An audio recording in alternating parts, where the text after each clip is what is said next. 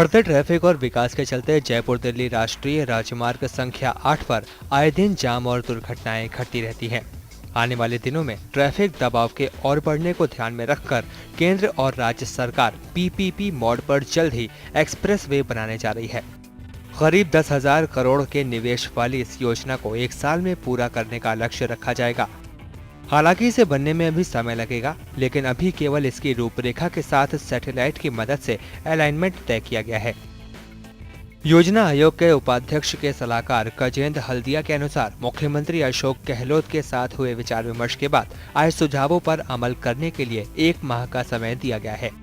इस समय में योजना की सभी खामियों के साथ सुझावों पर कार्य किया जा सके। देखिए, भारत सरकार राज्य सरकार के सहयोग से दोनों मिलकर एक योजना बना रहे हैं कि दिल्ली और जयपुर एक नए एक्सप्रेसवे से कनेक्ट हो जाए। अभी जो सड़क है वो बहुत, आप जानते हैं, कंजेस्टेड है और ट्रैफिक बहुत बढ़ रहा है, विकास की गति तेज़ है। तो आने वाले सालों में ये कंजेशन रहेगा, इससे लोगों को आने जाने में देर लगेगी, कॉस्ट बढ़ती है, सेफ्टी कम हो जाती है। इसलिए एक इंटरनेशनल लेवल का, वर्ल्ड क्लास का एक्सप्रेसवे बनाना अब आवश्यक है हमारे लिए। तो उसकी प्लानिंग की जा रही है। सैटेलाइट इमेजरी से हम लोगों ने कई सारे अलाइनमेंट देखे हैं। कोशिश ये कर रहे हैं कि फॉरेस्ट एरिया अवॉइड हो जाए, वाइल्ड लाइफ एरिया अवॉइड हो जाए, बिल्ट अप एरिया अवॉइड हो जाए, फिर भी शॉर्टेस्ट रूट रहे। सड़क के दोनों तरफ कुछ एरिया का डेवलपमेंट करेंगे ताकि उसके जो प्रॉफिट्स होंगे उससे सड़क की कॉस्ट कम हो जाए, ताकि हमारे जो यूज़र्स हैं उनका टोल रेट हम घटा सकें और वो अफोर्डेबल तरीके से एक्सप्रेसवे का प्रयोग कर सकें। ये मोटे तौर पर ये योजना है। फिलहाल ये एक्सप्रेस हाईवे जयपुर से दिल्ली के बीच बनेगा। दूसरे चरण में इसे जयपुर से अजमेर तक बढ़ाने पर भी विचार किया गया। इस एक्सप्रेस वे को बनाने के लिए दिल्ली, हरियाणा, राजस्थान सरकार के साथ केंद्र सरकार की भी सहमति बन चुकी है।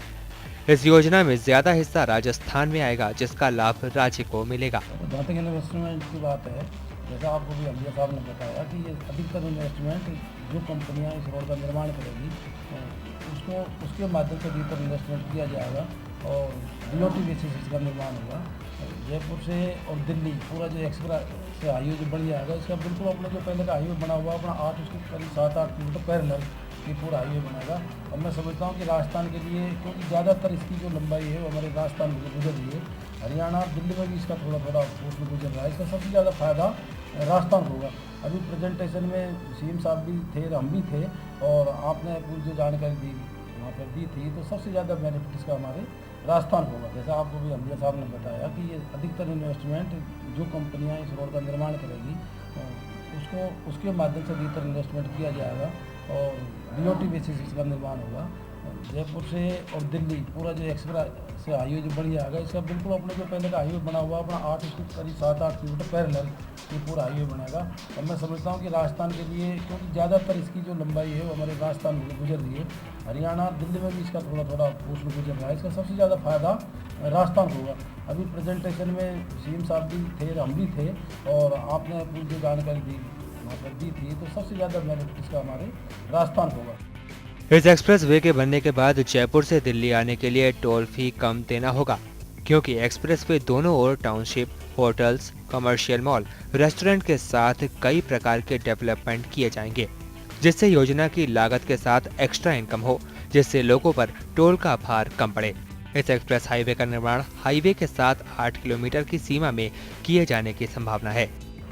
अभी पहले चरण में जयपुर से दिल्ली बना रहे हैं और राज्य सरकार चाहती है कि अजमेर से जयपुर भी एक बने, तो उसको दूसरे चरण में अलग से उसका प्रोजेक्ट बनाया जा सकता है। ये प्रोजेक्ट फेजेस में बनते हैं। जैसे आप देख रहे हैं, दिल्ली से जयपुर का काम हो रहा है। अभी जयपुर से किशनगढ़ पहले हो गया था, अब किशनगढ़ से उदयपुर हो रहा है।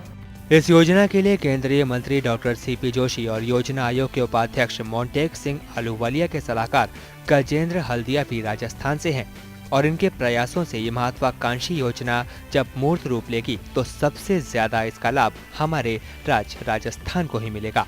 जयपुर से टीवी 99 के लिए दुर्गेश एन भटनागर की रिपोर्ट।